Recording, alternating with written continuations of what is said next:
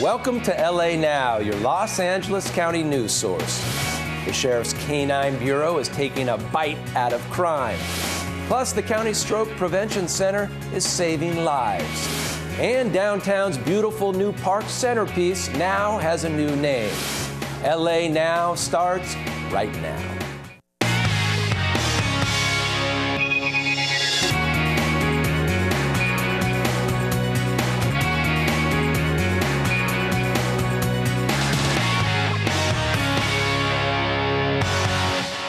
And thank you for joining us. I'm Mike Deneau. The LA County Sheriff's Department has a hidden gem amongst them, the Special Enforcement Bureau. It is often seen but rarely heard of. With canine companions in hand, this team is simply another way LA County strives to make its streets as safe as possible.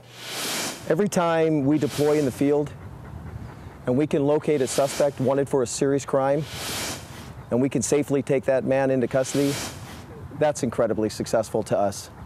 Deputy David Vasquez and his partner Oslo are an integral part of the Sheriff's Special Enforcement Bureau. The Bureau was founded in 1958 and is made up of 3 different details: special weapons, tactical paramedics, and of course, canine service detail. It makes the community much safer. It's safer for law enforcement personnel to search behind a police service dog, and it's safer for the suspect to be located by a police service dog. The Bureau has 12 canines on staff, all paired with a specific deputy. These shepherds work 40 hours a week, but are on call 24/7. We use them to place time and distance between suspects and law enforcement. And most often, this time and distance prevents violent, lethal encounters when we're contacting suspects. The Special Enforcement Bureau respond daily to high-risk situations all over the county, which also includes the ocean. A maritime program was recently implemented so the Sheriff's Department could clear large vessels at sea. These canines of Dutch Shepherds, Belgian Malinois, and German Shepherds are seriously trained from an early age in Europe. The vendor then brings the canine to the States when they reach mental maturity.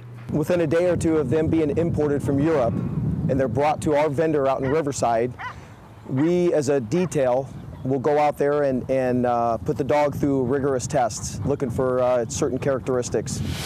Now, the Sheriff's Department says about 70 to 80% of the imported shepherds pass the tests to become candidates for the Special Enforcement Bureau. Supervisor Don Knabe and Metro executives are raising awareness about the crime of child sex trafficking. A new multimedia advertising campaign was recently launched countywide on Clear Channel digital billboards, Metro buses, and trains. Child sex trafficking is a crime that is often associated with other countries, but unfortunately it is happening right here in LA County as well. Our intentions is to get passengers who ride the Metro to and from work, are out at night, or to be more aware that kids may be there against their will and will be a victim and may be a victim of child sex trafficking. And go to Supervisor Knabe's website for more information. The crown jewel in the heart of LA County now has a new name. The green space, formerly known as Civic Park, is now named Grand Park. It stretches all the way from Grand Avenue to City Hall. The $56 million park is still under construction, but promises to be a beautiful gathering place for all county residents. It will have multiple fountains and performance spaces, as well as a Starbucks and a Metro Red Line station. The park is scheduled to open later this summer. For more information, go to the website on your screen. The March of Dimes has a new ambassador with a connection to the county's LAC-USC Medical Center. This year, Melinda Guido, the 3rd smallest baby born in the world, and her family have joined with the medical center to support the efforts of the March of Dimes. Melinda was born on August 30th, 2011, weighing only 9.5 ounces. Melinda spent nearly 5 months in the neonatal ICU. We're really excited about having her back to where she was born, and really she gave us a lot of life too, because we were really excited about having her, and we're really excited about having her back today. And the March of Dimes efforts have helped lead to the polio vaccination and aided in the prevention of birth defects and reducing infant mortality. A special team of doctors and staff are setting precedents in stroke rehabilitation and prevention at the county's own Rancho Los Amigos National Rehabilitation Center. Pareem Bakshay has more on their story. His hands, he can close it and open it now, but before he cannot do that. Jolie Oliver says she was afraid her husband Serafino's stroke had left him without the use of his hands, but that was before he came to Rancho Los Amigos' rehabilitation center. When I tried walking up the stairs without holding the railings, when I was able to do it, I wrote it down. Serafino was so surprised by his recovery that he documented all of his progress.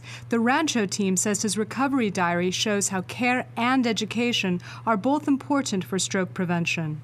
So that's a great joy for me because after having a stroke, after having an event such as this, a lot of information is given forth, but now we can connect the dots to make sure that they understand the information that was given and to prevent themselves from having a secondary stroke. Dr. Tofigi says the center is a critical county resource because it is an initial point of contact for stroke victims who would normally have nowhere to go. We're able to provide them with a center for where they get all of their care from the moment they have their stroke through their lifespan. Patients such as Serafino say his recovery at Rancho has inspired him to take on new challenges. For someone who has no access to care, it makes a big difference because most of these people just go to the hospital when something acute comes up and they have to go to the emergency department. And our goal is really to focus on preventive care. For LA Now, I'm Pareem Bakshay. In addition to individual and group occupational, physical, and speech therapy programs, driver training and vocational programs are also available. L.A. County's newest rock star is about to make its public debut. Michael Heiser's Levitated Mass will finally be unveiled in a June 24th grand opening. Now, the 340-ton boulder was unearthed at a Riverside quarry and brought to LACMA on a 12-day journey last March. It's been installed behind the Resnick Pavilion. The installation features a 456-long trench that will take visitors underneath the giant rock. And for more information on the museum, go to the website on your screen.